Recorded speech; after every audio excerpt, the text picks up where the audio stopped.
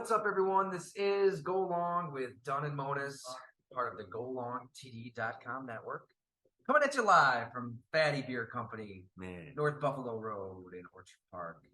It's always good when we get together like this, Jim. I know, and it's like I almost forget that, there's football tonight too. It's a Thursday. We're recording this on a Thursday, and you said it earlier. It's like, hey, there's football tonight. I'm like, yeah, let's get it going again. It's time, and what better place to kick it off than Fatty Deer? It's what Baker Mayfield would want, right? This is what Baker. Well, that's what I said to you right away. I was like, can you believe that Mayfield might actually start? I'm like, is it possible? Like, is this really possible that this? It made me turn the TV off the other day in a frustrated way because I don't usually watch. Somehow I caught Schefter reporting that McVay was able to get Mayfield the playbook so he could watch it on his flight out to LA. But you also saw the report that Deshaun Watson has made progress in terms of assaulting women. Made progress in that department. That's what I'm saying. Like, that's the report. This is the stuff I can't take. But what I can't believe, but is it possible? Yeah, it's probably possible. It's all about verbiage. You could put together enough, relate it for that game. Yeah, you would have to get so creative but for Mayfield. I mean, the Rams are an abomination. They're not good. I'm gonna tell you what, they're not good on defense. They're really bad on defense. I looked into this game tonight because the Raiders are actually playing pretty well right now. The Raiders aren't good on defense either. And I like some of their players. I love that Max Crosby. If you don't ever get a chance to see the Raiders play, beast. He is like one of the most dominant football players that doesn't get talked about in our league. Unbelievable story, overcoming the alcoholism and the mental health, everything.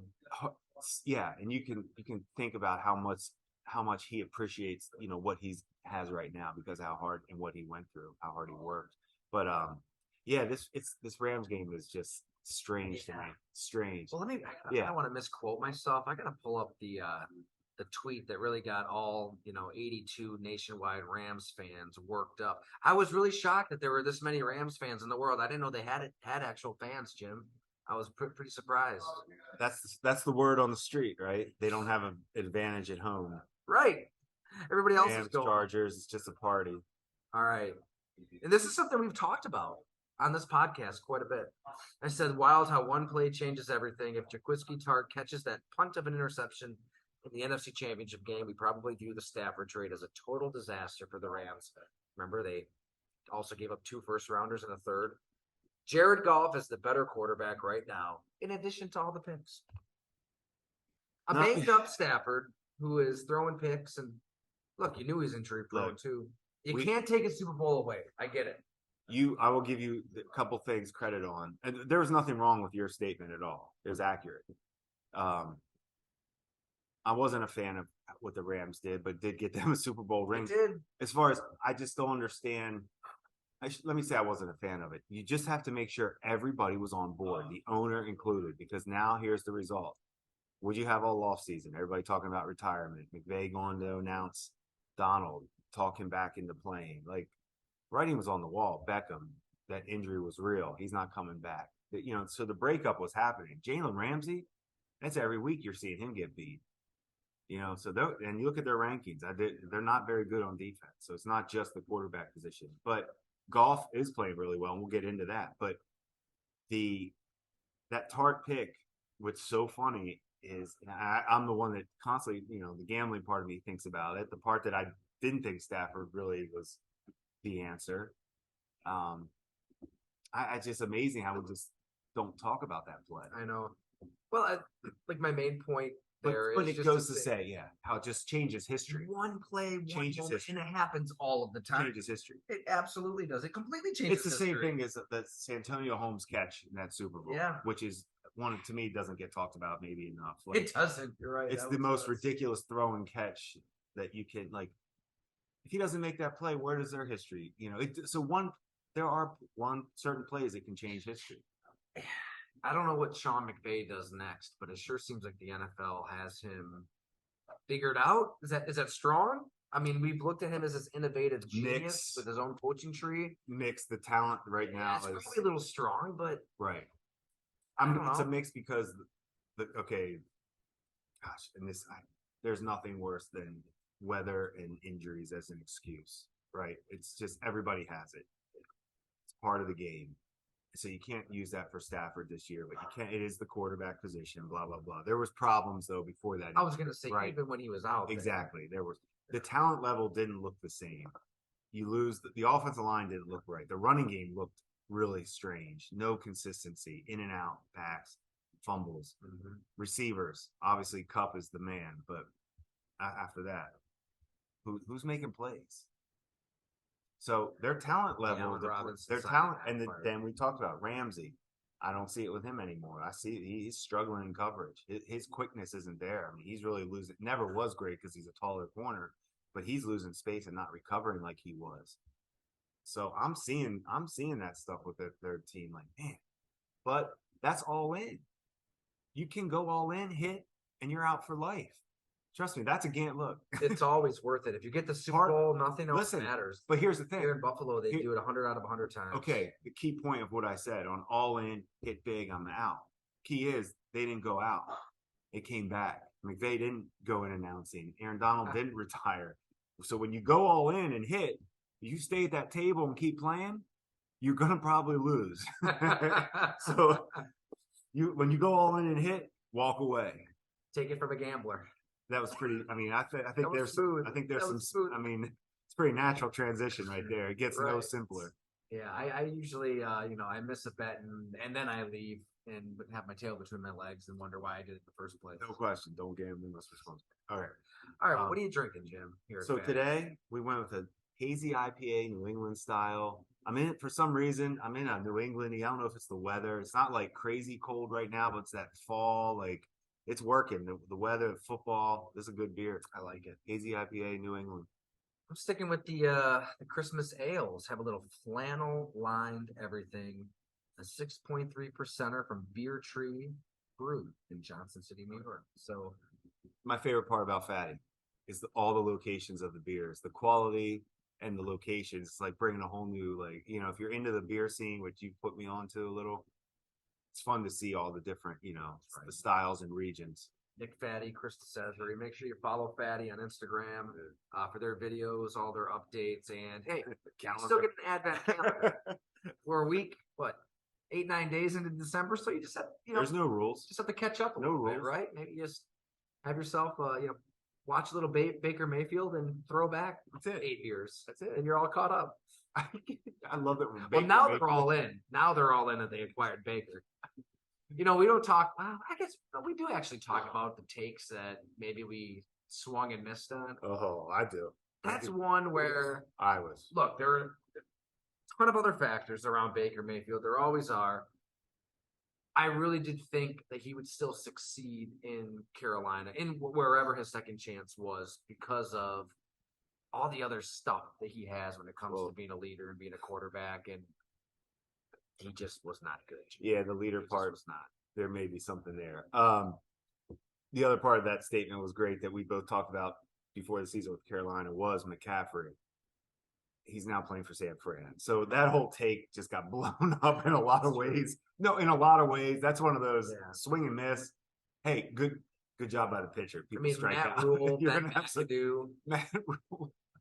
I heard a great. I was, I listened to Dan Levitar a lot, and they were talking about Matt Rule was hired by Nebraska, and Levitar. It was almost like that was the first time he had heard about it after the weekend was over. He was paying attention to the NFL. And he was like, "Oh, his reaction was like, really, not Matt Rule. Like, it's too soon. Like, it's just too soon. You need a year to just collect yourself." But I thought it was so true. Like that whole Carolina thing just was like Mayfield, Rule, McCaffrey. It's like blown up. Yeah, I do respect what Wilkes has done there. To be honest with you, though, he made changes on the coaching staff. They're playing much better on both sides of the ball. Darnold, I've talked about that. I told you I thought Darnold was actually better than Mayfield, but Darnold's problems are always going to be his problems. You can't win with a guy that's going to turn the ball over until that changes for him.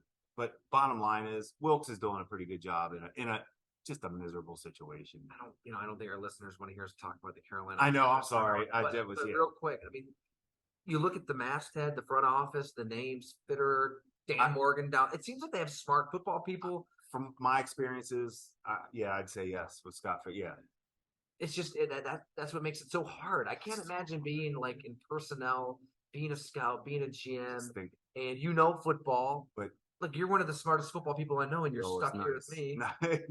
Well, it'd be frustrating if you're in that Carolina front office and you're just seeing. But always bring it back. Just always bring it back when you're talking about any team. Talk about the Big Four. Is the owner in place okay? Tepper, I don't know how involved he is. We don't know, right? Because he's involved in a lot. I mean, he's ready to spend the money, but how involved is he? Spending money is one thing. But it's about spending money on the players. Yeah. Stay away. Head coach, GM, quarterback. Carolina's not close. They really aren't. You see what I'm saying? Yeah. So, all right. Sorry. There we go. Sorry, everybody. You had to put up with Rams and Panthers talk here. We went crazy. I know. That's how you really gain traction on a podcast. A lot of Rams talk. A lot of Panthers I'm blaming Fatty Beer. Fatty Beer got us cool. Okay. Yeah, we'll blame the beer, as always. We want to talk about Von Miller. We want to talk about the Detroit playoff-bound Lions. Let's stick to those. Per my co-host. Let's stick to that. Maybe we touch on a little Matthew Judon with the story Friday morning. And I don't know. Anything else you want to get into? Judon no, that's good. I like that right now. Let's start with Von Miller because it's a colossal blow to the Buffalo Bills. Yeah. They were a team. Real. That's a real one. Banging on the Super Bowl door. You're 13 seconds away from the AFC Championship game. Oh, by the way, you would have hosted that AFC Championship game if you make Patrick Mahomes sweat. I mean, 2 playoff losses in a row to Mahomes, and he didn't really break a sweat back there, despite all of the first-round picks, the second-round picks, the draft capital. So they pay up a ton of money for Von Miller, mind you, a lot of money for, it's a 6-year contract that can really be a 3-year contract, even if it is 3-year for, what was the money? Like 50-some mil? Which everybody was talking about, right? Yeah. Once again, how could you pay him that kind of up here? But that was the player that is supposed to close the gap, and he was. And I was just going to say, that's what's so hard. He was delivering. I mean, the Chiefs win. He's the reason they won. He ended. So injuries are just, it's the almost, it's really the equalizer in football. When I say equalizer, it's just so unpredictable that you can't ever, there is no such thing as a sure thing. And your investment, your evaluation on Vaughn, the impact he could have on your defense, the money you paid on him was about to show up in the playoffs when you're going against Burrow and Mahomes, because that's the only way you're going to beat them is when they're double and triple teaming Von Miller, because they have to get that. You know what I'm saying? Yes. So this is to me, this is an impact thing. Yeah. Let me just pull up the cap numbers here on the Bills, just to kind of this gives you a sense of the Super Bowl window, right? So, 1 second here. No, but I like. So this is their cap for 2024, and remember at that point, Josh Allen will be 28, Stephon Diggs 31, Von Miller 35. Diggs is so ready to win a Super Bowl right now. Deion Dawkins 30. Trey White 29, Milano 30, Mitch Morse 32. This team plays like they are ready to win a Super Bowl. So the numbers for those: Josh Allen will be 41.8 mil. That's cheap. Stephon Diggs 26.5, Von Miller 21.5, Trey White 15.8, Deion Dawkins 15.3. They're paying the right Dawson guys. Knox 14. They are. They're paying. Matt Milano 13. Listen, they are. Mitch Morse. That's one of the most impressive things I've heard. I don't pay attention to that. That's impressive. Well done, Brandon Beane. That's how you. Those are pretty high numbers. I'm just saying. Fair enough. I wouldn't argue about any of them. The window is now. But Von Miller is the player that's their evaluations. This is not all in, but this is how they set it up. We have set it up this way. We are paying the guys we believe in that can win us the Super Bowl. Boom, done. Starts with Josh. Everybody else to me makes sense. I wouldn't argue about any of those prices. Concern level. Yeah, no, that's concern. Vaughn's real. That's real. It's the only way you're beating Burrow and Mahomes. That's the only way you're beating those two. You got to get to them, or Lamar, or Tua, or or Herbert. or Herbert. All of them. Yeah, I mean he's proven obviously Super Bowl MVP. It's why they did it. It's why they did it. You can't say it's not impactful. Yeah. It's why they paid him that money, and it was for this season. Russo, yeah, he's good. Epinesa, They're good. Basham. They're actually all. They're giving everything. Those guys play. They give you everything. They're tough, hard playing football players that have skill. Like they all bring a skill set. None of them are Vaughn. It's not their fault. There are very few that are. There's nobody that's Vaughn. I guess I'm getting at is there enough? Look, Shaq Lawson too. Shaq Lawson's playing, right. and he's another guy, tough, really playing hard. No, I guess when the deal went down, it was celebrated. You know, you had, and I agree. Like especially after we started seeing Von Miller play, and when I saw it, I just shook my head again. I was like, that's another home run, like. Because I thought he was almost to the point. I didn't realize he's old. He has an injury history. Exactly, it's a lot of money. He was playing playing more reps than I. I think we even talked about that early. He was playing more than I even thought they were going to play. The plan was to get into the playoffs for sure. Right. I mean, they had a plan in place. It doesn't matter with injuries. It's all about January and February for the Buffalo Bills. That's all it's ever been. I can't even really fault the Bills for workload and a snap count because it became pretty clear that they needed him in the regular season. No question. Going in, I thought hell, give him 25 snaps a game because it's about the playoffs. No, he was revisionist history. Like maybe you should have put him on. Have him post up at Barbell eating chicken wings till December. But they needed him. No, I liked it. They needed him. No, and I liked the way he was playing. The defense needed him. And he was playing really well. And he was playing really well, too. It wasn't forced. So it's hard to fault the team for his workload. No way. He wanted to play. He was playing so well. A very rich player who is not going to be on the field for you when you need him in January with this window, with all those contracts I just laid out, with Josh Allen, who, by the way, is dealing with the UCL thing. It's a big injury. It's huge, and it's going to be tough to overcome. No, I think they're going to have to, win a high-scoring game against a Burrow and a Mahomes now. I don't think you're going to steal those two possessions that he was going to steal you. It hurts. You also have to take it back to you didn't have him last year, and you were. I hate to go back to the and it showed though. It showed. Fair enough, but. Those Bills apologist Jim Monos. No, you're still okay. You still have Josh Allen. You still have Diggs. I'm good. I'm just trying to push your buttons. No, I'm still okay with my Bills. Also, there's other reasons. There are other reasons I want them to win the Super Bowl. There's always other reasons. But I will separate what I gamble on and what I believe as an evaluator. I do really like what Brandon Beane and Sean have done as an organization for the Pagulas. Seriously, the Pagulas deserve. It's why they bought the Bills to have this for the city of Buffalo. I was lucky enough to be a part of when they took that team over. They have done it the right way. They have the four. Yeah, Terry and Kim. Terry will spend the money. They're out of it. Go ahead. Brandon, Sean. They're tied together. Franchise quarterback. That's all four. And they're fighting a team, Kansas City, that has all four too. I do think that there's a value, and we've talked about this in the past, probably one of our earlier podcasts when we're getting into the New Orleans Saints, and how they were banging at that Super Bowl door, and you think about those excruciating losses. It's just the Minneapolis Miracle, Nicole Roby. They can't get it. Just the Kirk Cousins. Look where they are. Look where they are. I'm just saying that I think that there is. They were able to, keep coming back. Well, come back to that moment. I think that there is an inherent resiliency to the Bills. Oh, they're going to be. No question. They've got some veterans on that team now that have been through some shit. No doubt. They have. From Josh Allen to Tywan Jones on special teams. You've got guys who have been through it. Hyde. These guys they've been through some stuff. And like you said, every team has injuries. Everybody has injuries. But they've got some injuries. These are real. No, these are real. These are real. Trey White's working back from his ACL. I want to, that's the next guy I'm going to. I was going to give it a week or two. Yeah. I'm going to do a little evaluation on him to see how he looks movement wise and how productive he looks. I think really the only injury that would be, Josh Allen obviously, but outside of Josh Allen, the only injury that would be insurmountable to overcome would be Stephon Diggs because that's a Gabe well Davis said. hasn't taken the step that Well they thought said. he would take.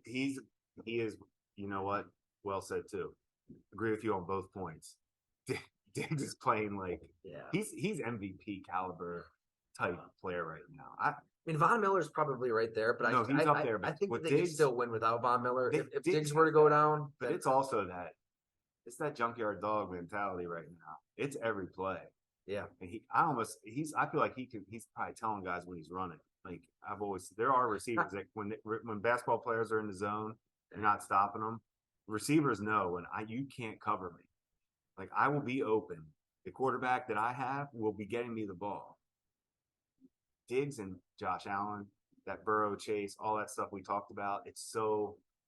I love that you just said that about Diggs. And the other part of that, Gabe Davis, he's a good receiver. I don't know which is a good thing. Where he was drafted and how he's used in that offense, I think it's still a very good value. Definitely. Yes.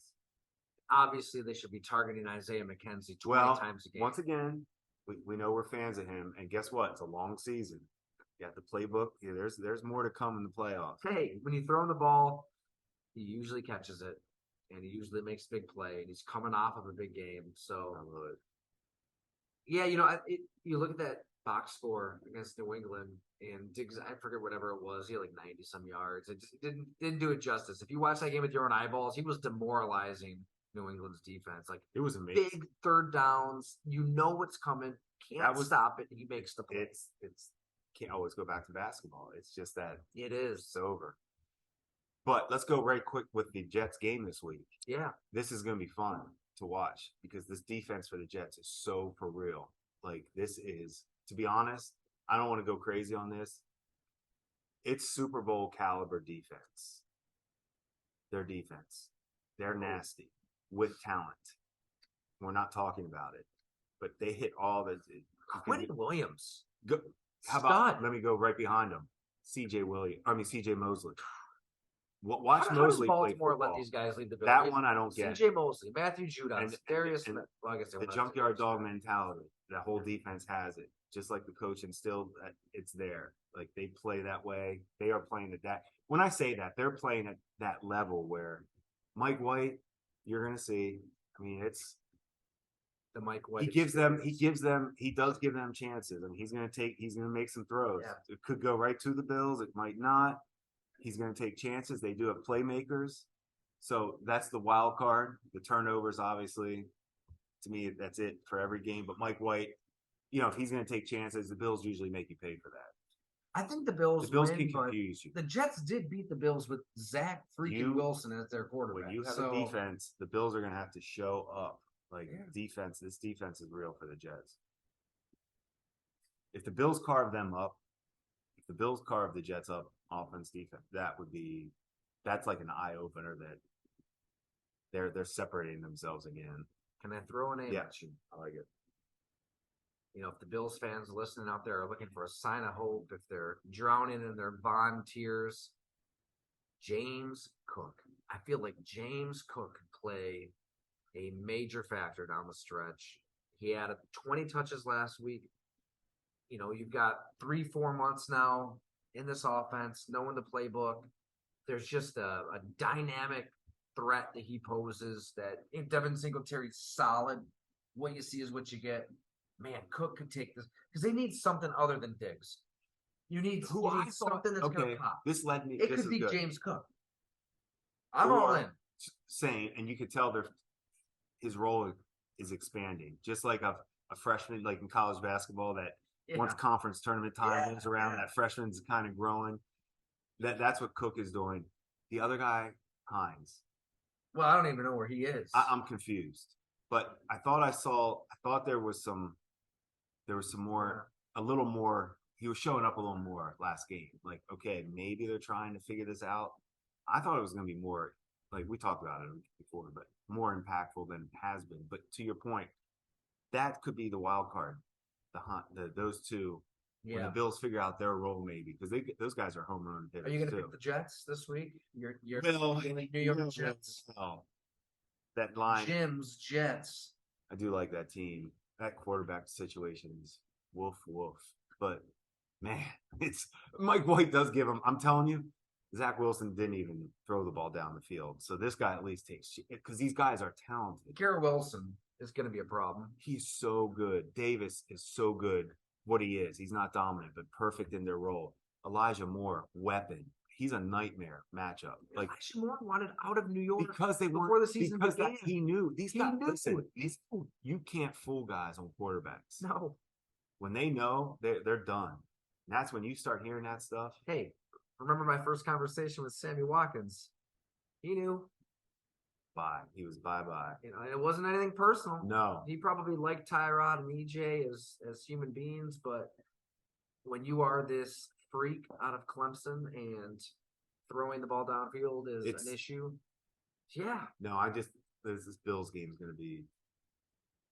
Boy, I had Sammy flashbacks this week, Jim. Some good moments. Last week, well, just with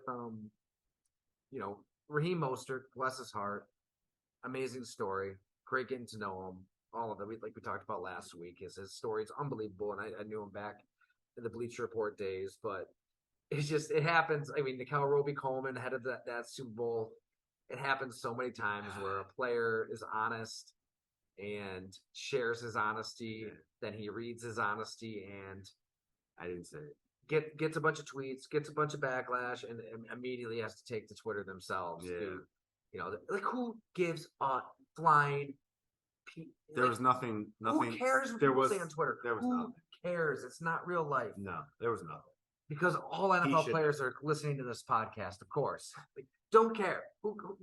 Do not give a shit what people think. It's not real life. It's not. It's okay. Human beings talking to human beings, being honest. That's what because you know why I get worked up, Jim?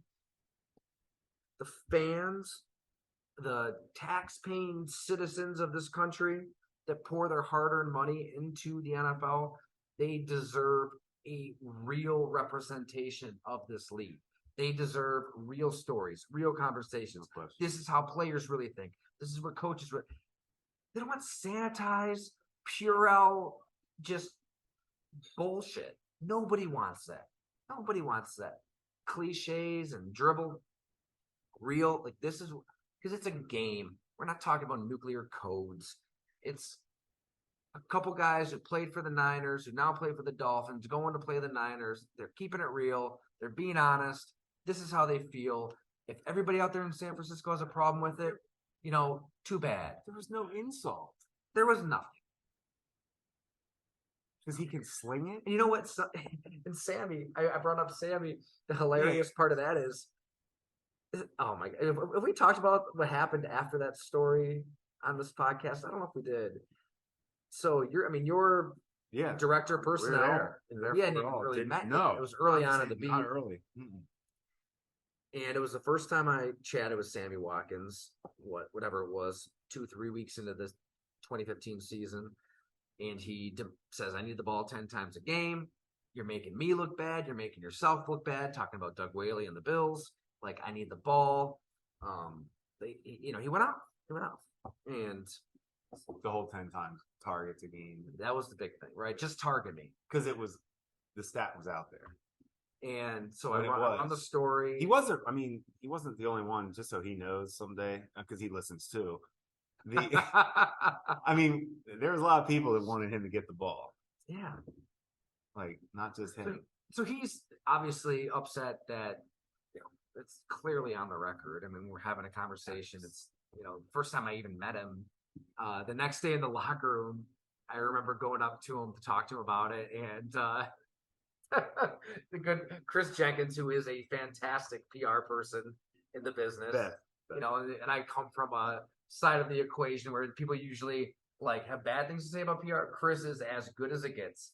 He gets these players. He works with the media. He's awesome. Chris, good dude. I'll never forget. He had Sammy, and he looked at me, just shook his head. He was like, "Yeah, today's not the day to talk to Sammy." So they left, and Marcus Easley, another wide receiver in there, he's like, "Where's he at, Sammy? Point him out! Point him out!" And it was. I'm right here, Marcus. You want to talk about it? He's like, "I'm not talking to you. I'm not talking." Well, what happened after that, Jim? I think he had another injury. But when he came back from that injury after a week or two, He starts getting the ball. He starts making plays. Statistically, that's the best season of his career. I remember talking to him after the fact. He's like, "Man, I'm glad I spoke up. I started getting the ball. Things opened up." It's funny. It seems. I think that's how much time. It doesn't seem that long ago, but it kind of is as far as what's acceptable to say now in the media. That isn't a big deal. It's not. But, I think but way I too many almost people feel like now care way too that much was what about that. 2014 or 15. Yeah. I mean, to think that was a big deal even then. Who cares? Yeah. And but especially because it's true. Why wouldn't you want to target the guy that you traded up for? Right. That used to be our whole thing. If you're going to trade up for this guy, just Rex Ryan had my favorite. I mean, Rex Ryan was my favorite thing ever with him was he would just be like, "Hey, Sammy." He used to introduce him to the quarterbacks. He would bring him into the quarterback room. "Hey guys, I want you to introduce yourself to this is Sammy Watkins." If you want to, just throw to him every play. Like Rex had that same. Like Rex is he's an awesome talent evaluator. I always thought like he loves it, and that's his thing. Just get the playmakers the ball. Well, but anyway, there are a lot of factors there. The Sammy thing was you took me back on Sammy. See, you can't bring some names up dusting off memories. I know, in good ways though. But we take it to a. I mean, Greg Roman, he's drawn quite a bit of criticism from wide receivers and route concepts. Their game this week fascinates me with Pittsburgh. That's a factor there as well. That Baltimore team is so strange. But my point being, let's champion honesty. Yeah, let's not just like who crap cares? on it Who cares? and shame people and send them to the cornfield. And that, like, it's two parts, right? Like, obviously, you get mad at people who are trying to cancel other people just for being honest. Like, who cares? But then you almost get just as mad when, like, somebody who's honest says something what they believe, then issues the apology or the backtrack. It's like or it's like just stick with it. Stick with it. That's the only way that it can change. You just have to stick with it. Who cares? That's hundreds and thousands of people are tweeting at you. Who cares? I'm always spin it to gambling. So when you make your bet, sometimes what they have is it's called cash out opportunities. So if you're winning your bet in the third quarter of a football game on whatever, FanDuel, DraftKings, whatever you use, you'll see them give you. So if you bet $50 on the game, they might give you a cash out option. So you win whatever. Say you win 50, they might give you a cash out option of $35 in the third quarter. Like, it's gross. Like, just go with it. You made the bet, go with it. You're in. Go with, hey, you made the statement. It's okay. If I ever apologize for anything, Jim, you have full license to smack me across the face. If you say something and backtrack? Yeah. It's just stand with what we say in this world. Because I would never, I mean, it doesn't even make sense to me. Detroit Lions. Okay, so interesting statistic with our Detroit Lions. I thought Jacksonville, when you whip a team in the NFL, it always opens my eyes a little bit because that doesn't usually happen. And Jacksonville's not a team you should be whipping on, and Detroit's really not a team that's whipping on anybody. They dominated that game. And the reason I paid attention to that game a lot because Jacksonville had chances early, kind of fell apart, and then it just kind of steamrolled. The score was a little worse than it was, but Detroit dominated. And then I do a deep dive a little more on Detroit, and I see that they're 7th ranked in first half point differential, which is a big stat that I always follow. This is a good football team. They have bought into Dan Campbell. And Jared Goff, they are getting everything out of Jared Goff. Do I think he's good enough to win a Super Bowl with? No. Easy. Now, come back. Hold on. I'm giving them credit here. I like where they're headed. Because as far as, I don't know, I'm not talking about the future, but for the rest of this season, they're this game this week against Minnesota, they're favored for a reason against Minnesota. Wink, wink in the gambling world. But we saw it with Dallas and Minnesota that one week. We talked about that game. Yeah. Remember, Dallas was favored in Minnesota. Same kind of thing here. How is it possible? That's where you stop. And that's where you should never gamble. That's why it's so scary. Because it doesn't seem right. Like, I almost feel like the Vikings have no chance this week in Detroit, just based off the point spread.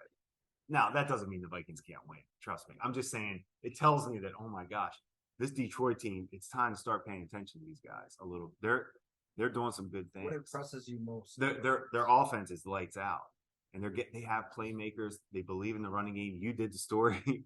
They do believe, and they have tough players. The defense was disastrous early. It's back to.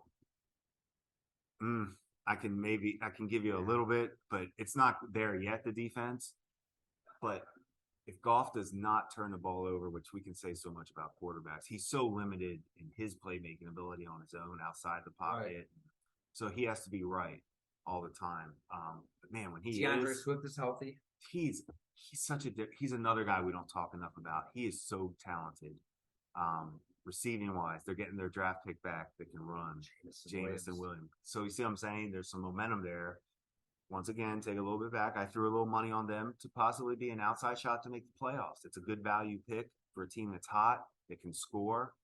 That's a recipe to sneak in at the end. You never know how it shakes out. I think that the only thing that would give me concern is we really haven't seen this team consistently finish games. I mean, that Buffalo game. Here you go. They played so well. Perfectly said. Yet they weren't able to finish. To be honest, Tyler. Game management is an issue. Clock management is an issue. Like you said, you don't have that quarterback who's just going to improvise and give you that element late in the game when how many games are won with that element. This is it. Everything else is pretty set for the most part. We can make it real quick. If they don't beat Minnesota this week, we do not need to talk about Detroit anymore for this season. I will stop. That's how important this game is for what I just talked about. 5-7. They have to win this game to prove that they're everything I just said. That this is their game to win to put them on the map. All right. You might have to filibuster a little bit more because I want to. Okay. What they have remaining. Yeah. Let's see. Okay. So you probably looked at it. No, I did. It's interesting because once again, this is what I believe in in the NFC, especially when there's not that dominant team. Oh. Anything's possible in the NFC. Look where they're ranked in the conference. Look where they're ranked in the conference standings too. Then, okay, go ahead. They could easily win out. So it starts this week. This is the big one. Minnesota's big. Minnesota, but you have them at home. Yep. The Jets, tough, but winnable. But they also just beat the Giants in the same stadium. Certainly winnable. Then you've got the Panthers, the Bears, and the Packers. Winnable. All five are winnable in the NFL. Yeah. There you go. So there's your run. Their conference standings.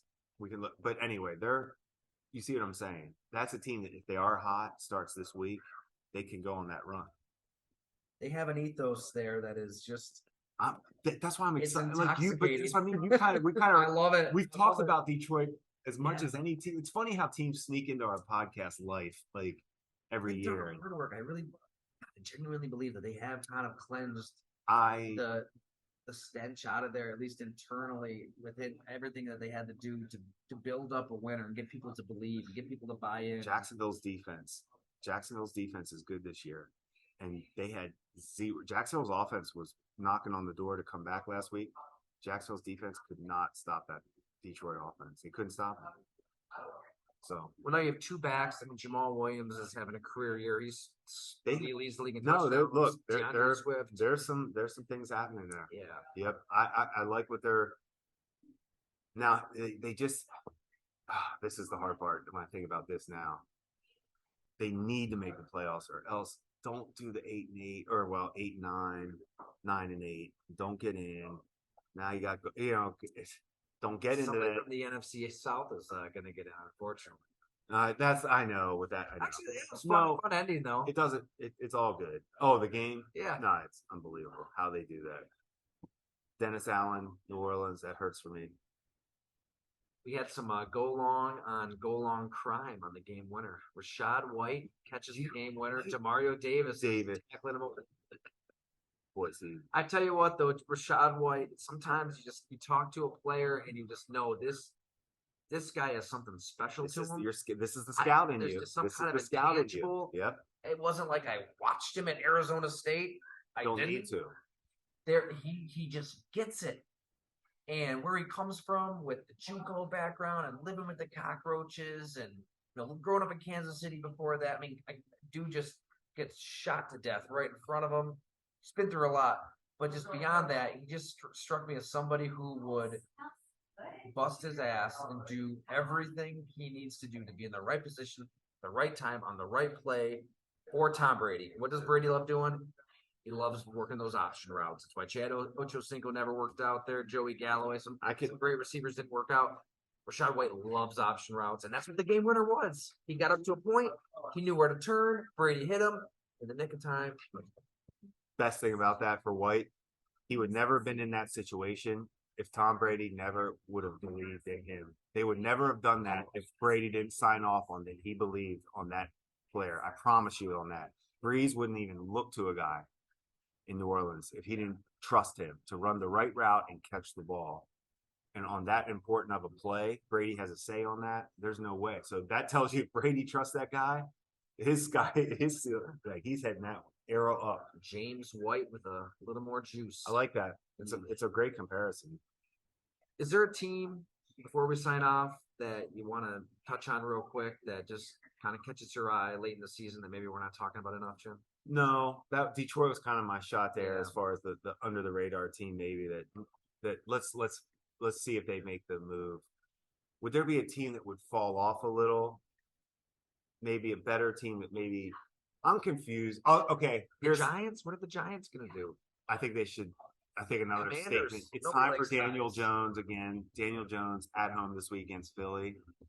That, to be honest, catching Philly off this game after Tennessee, the way they dominated Tennessee, which is hard to do, that's a natural letdown. And even though it's a rival, it's a division game. It's still hard. Tennessee's a good team. They destroyed it. Got the GM fired. I did not see that coming. No, that's another story. But the owner's just seeing AJ Brown dominate. Interesting. A lot of dynamics there because the GM hired that director of personnel, and Vrabel and the GM, they were tight. There's something else going on there that we don't know about. Interesting. Yeah. But anyway, are the Titans just a non-threat? They never are to me until you get rid of that situation at quarterback. I hate to say it like that, but the AFC, you see it every week. I keep it simple with that was probably the stunning result of the weekend for me. Seeing the Titans just destroyed. I agree. I agree with you. They took Patrick. That team never gets destroyed. Like they usually make you. Willis completed 5 passes and they get to overtime against. That's what I say. You always have to fight just to somehow beat them. Jalen Hurts has to be in the MVP conversation. The Eagles, that's a signature win for them this year. They're pretty legit. They're legit right now. They are legit. Best team in the NFC. Yeah, especially with that Garoppolo injury. Although the gap isn't crazy with Purdy. And if there's a perfect team to have a backup, you know what they're calling him out in San Francisco, right? His nickname. What? Big Cock Brock. I didn't know that. Let me tell you what he. On that note, wait, can I real quick though? Real instant evaluation on Purdy because I did watch. Oh yes, give me some Purdy. Get some Heineke in him. Ooh. We'll leave it at that. That's not the end of the world for San Fran. Kittle was impressive, man. He got creamed and delivered. There were some bad throws, and there were some throws like that, and that's a rookie 7th round pick. But there was some Heineke toughness, and there was some Heineke responses from the way the team was playing for them, the way the team likes Heineke in Washington. Those players like Purdy. He looked good. They're not because he's tough. If any team can withstand an injury to a starting quarterback and they're still built have for that. They're so good. Of contending, they're so built for that. It's the 49ers. Agreed. All right, everyone. Thanks so much for listening, for watching. This is Go Along with Dunn and Bonus, a fatty beer. We only had 1 beer apiece, so I guess it's a successful pod. We're not down in 2 or 3. Some good ones. We're good. That was good. More stories to come. More beers to come. We'll catch you next time.